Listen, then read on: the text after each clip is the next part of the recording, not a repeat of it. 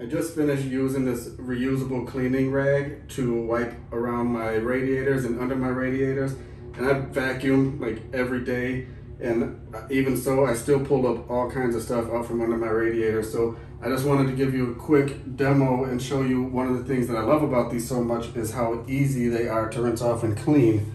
So just at my bathroom kitchen sink here, so I can show you.